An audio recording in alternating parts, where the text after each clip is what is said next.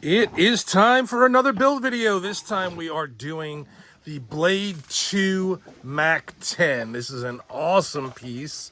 This is what kind of kicked off the whole thing for me. I really wanted one of these like for years and years and years, and nobody was doing a kit. And I was going to sit down and just block it out, make the pieces again, just like I did for the Mac 11 back in the day. And then my buddy Charlie was like, oh, I can design that for you and design this for a 3D print. So I was able to get these going.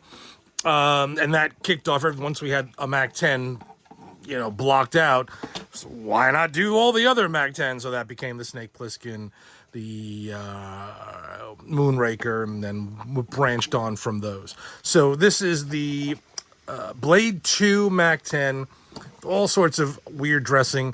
The kit will have a working trigger and a removable magazine, which I can't seem to do one-handed. Why can't I do this? There we go. A removable magazine with little fake rounds in it. So this one I painted. So I'm going to show you. Also comes with a stand, a little Blade 2 Mac 10. And if you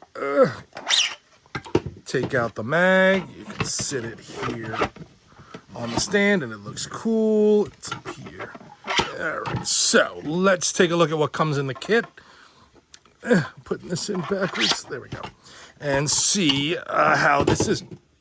Much like the Snake Plissken, this has a lot of parts, but it's really not super complicated. Very simple one is the stand. To paint it, I just did white inside and then red on top once it dried, then a little black touch-up to clean it up. Really simple, just to make the colors pop. You have, so let's start with these little bits. Obviously, as usual, with all the other kits, we have 2 springs and some metal bars, 1 metal bar. That's going to be for, let's go with here. So here we have this guy. You have your magazine release, you have your little grip, and we have a little metal bar, and we have a little spring. The little spring gets glued in. Remember, we're always using super glue on these things. I like using Zip Kicker to speed things along, but you do you. So little spring gets glued in here. And then that is going to match through here. And then you're going to run the metal bar through here. And you can put a little drop of glue and let it sit in there. And then you'll have the spring action to go in there. It just goes like that. Little drop of glue. Just try not to get glue on everything because then it won't move. You just need a little bit of glue to get it to work. Next up, let's see. Let's do the trigger. Trigger, same idea. Okay, so you're going to glue your spring into here. I'm not gluing it, so I'm going to try and hold it. Remember that the spring is going to rest against the back of the trigger guard. So you're going to put them both in at the same time. It's going to make things much easier. Like so. And that's going to go all the way in. Press this all the way in. The glue should only be here. I'm going to do this. I'm trying to do this without inserting everything because then once it's in there, it's really hard to get out.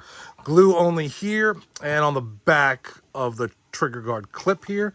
And that will go together like so with the spring in there so that the trigger will move. And that goes away. Let's get a little container. And we'll put all the parts we've finished with in here so I don't keep touching them. Okay. Next up in here, we've got the magazine well. It just kind of goes right in here. It's got a little lip around the edge. You're just going to get that little lip in here. Like so. And then glue that in. That's it. And then this part here, once it's finished and you have the magazine release in there, will go in. There's a little nub here and a little nub here. And you're just going to go and glue these together. And boom, you're done with that part. Next up, while we're down here, you've got the safety. So there's a little piece here that slides in. And you can put it whichever way you want. You want it on fire, you want it on safe. Just glue it in place in that spot right about there.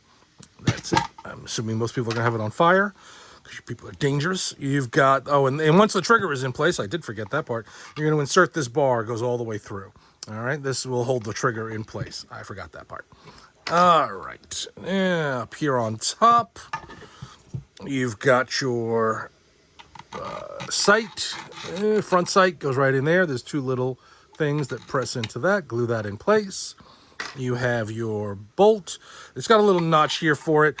As I mentioned before, the MAC-10's fire on an open bolt. So if it was all the way forward, that would mean that it's not firing. There's no round in the chamber, or it's just not ready. If it's all the way back, right in here, that means it's ready to fire. It's, you know, cocked, locked, and ready to rock. So you can put it whichever way you want. Remember that it's got a little notch in there. The notch runs the channel so that you can line up through that hole to what you're shooting at. Next, we have this guy here. The selector, you're gonna go here. It's gonna be either full or semi, depending on which way you wanna have it face. Just gonna glue it. Usually most people are gonna do full. That's up to you. And then the magazine, obviously, is the magazine. We're going to drop this guy on top, little fake bullets on top. Just glue that in place. Paint these if you'd like. You don't have to. Obviously, try and do the tips silver because they're all silver. And then that's that. All right, now we're getting towards the body. Let's see what we have here. So next up, we have this part for the front. This goes inside. You'll see there's a little notch, and that's going to match the bottom here. It fits in here. I'm trying not to jam it in because it will. It is a good fit. If I push it in all the way, I'm never going to get it out. And then you've got this guy here, and it's very convenient. Vampires that way. So this part goes inside because the vampires are out that way. Again, I haven't put this all the way in. You'll do it all the way in. I'm not going to do that right now. We did forget the strap. That's why we're missing. So this is the strap on a real MAC-10, this or 11. There'll be a little wrist strap here that you could hold to prevent it from kicking up too much while it fires. On the movie one, for some reason, they just kind of flipped it upwards. Let me look at mine. Yeah. So it's facing up on it, and I don't know why. That's where they did it, just to get it out of the way and kind of make it look cool, I guess. Yeah, it was way off. All right, so barrel in here towards the vampires. This guy, this way it goes in here. I had it backwards. Goes on like this. Then this guy goes in here onto the barrel. That was why it worked that way.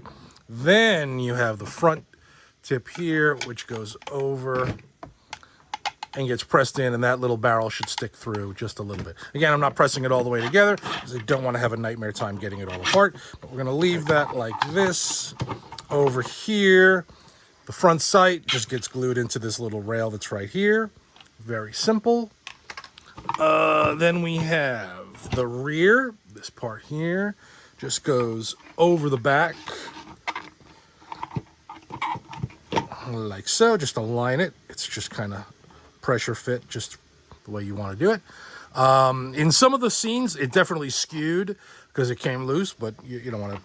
Yeah, you can do that if you want, but that's the way it goes. Just line that up straight. We'll get to what else goes on that. Then we have this guy on the front. So this is going to come over here.